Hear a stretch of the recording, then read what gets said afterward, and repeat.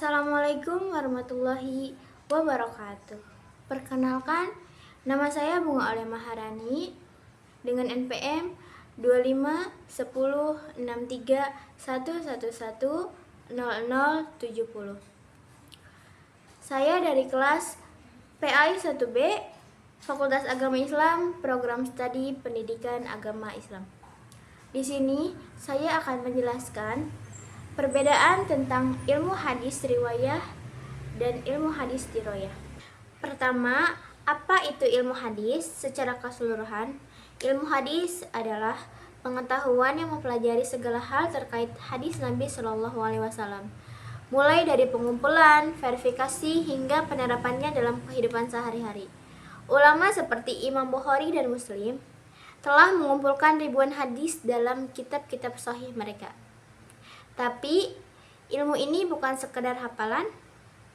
Ia melibatkan dua pendekatan utama, yakni riwayah dan diroyah.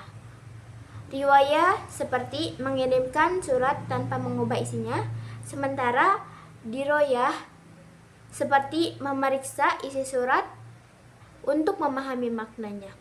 Keduanya saling melengkapi, tapi fokusnya berbeda. Sekarang mari kita bahas satu persatu. Mulai dari ilmu hadis riwayah. Kata riwayah berasal dari bahasa Arab rawa, yang artinya menyampaikan atau meriwayatkan. Jadi, riwayah fokus pada bagaimana kita menyampaikan hadis secara akurat dan utuh tanpa analisis mendalam terhadap isinya. Apa saja yang dipelajari di sini? Pertama, menghafal teks hadis beserta sanadnya, rantai periwayatannya dari perawi pertama hingga Nabi Shallallahu Alaihi Wasallam. Misalnya hadis terkenal, innamal a'malu binniyat. Sanadnya harus dicatat dengan teliti, seperti A dari B, dari C, dari Nabi. Kedua, metode periwayatan. Ada tadabbur, yakni membaca ulang untuk hafalan, ada ijmal, yakni ringkasan, dan izhar, penyampaian lengkap. Ulama juga mempelajari nama-nama perawi, silsilah keluarga mereka, dan cara menghindari kesalahan seperti salah ucap atau lupa.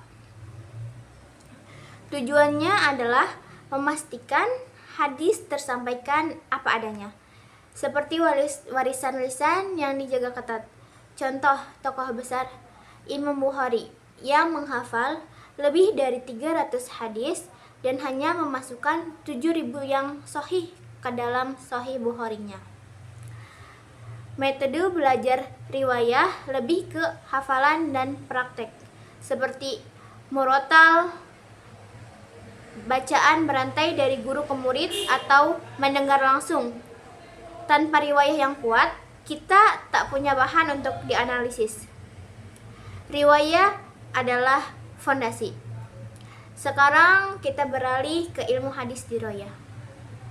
Diroyah dari kata doro yang berarti memahami atau mengetahui. Ini fokus pada analisis dan pemahaman isi hadis, bukan hanya menyampaikannya. Di diroyah kita menilai keaslian hadis, bagaimana caranya melalui kriteria seperti integritas perawi, apakah mereka adil, jujur, dan tepat hafalannya. Lalu periksa kesesuaian sanad dengan matan atau isi hadis dan konteks sejarahnya. Hadis diklasifikasikan sahih atau kuat, sanad atau baik, dan dhaif atau lemah, atau maudhu, yakni palsu. Misalnya, jika sanad putus atau perawi bermasalah, hadis itu bisa dibuang.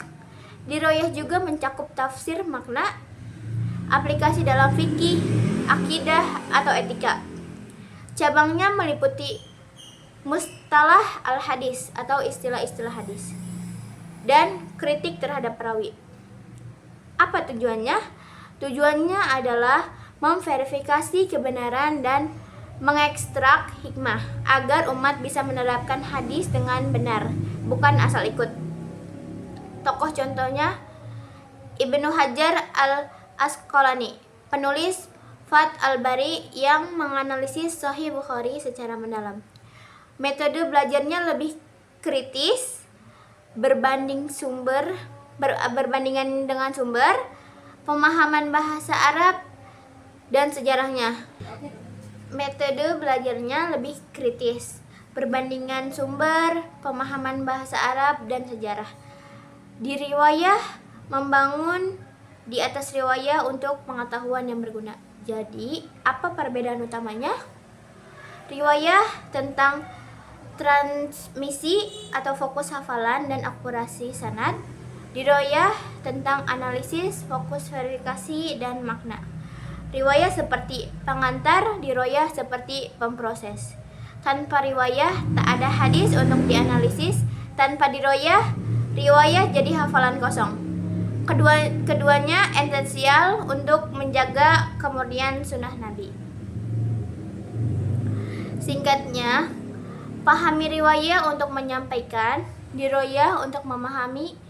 Pelajari keduanya agar iman kita kuat. Terima kasih telah menonton.